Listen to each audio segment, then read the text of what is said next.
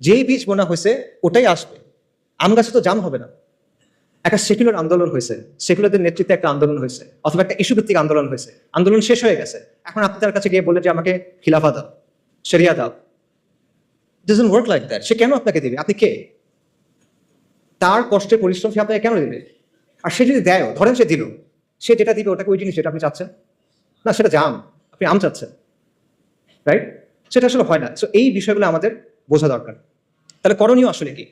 আমি এখানেও আবার এক্সাম্পলে ফেরত চাই। একজন ভালো কৃষক কি করে? একজন ভালো কৃষক প্রথমে জমিটাকে তৈরি করে, আগাছাগুলো দূর করে, লাঙল দেয়, তারপর সে বীজ বুনে, তারপর সে আস্তে আস্তে এটাকে বড় করে, সার দেয়, পানি দেয়, কীটনাশক দেয়। তারপরে ফল আসবে কিনা এটা নিশ্চিত না, কিন্তু নানা কারণে ফল না আসতে পারে, পোকায় খেয়ে ফেলতে পারে, মরক ধরতে পারে, অনেক কিছু হতে পারে। এখানে একটা মানে একাধিক স্টেজ আছে। এই রেভলিউশনারি চেঞ্জের ক্ষেত্রে এই ব্যাপারটা আছে, এখানে একাধিক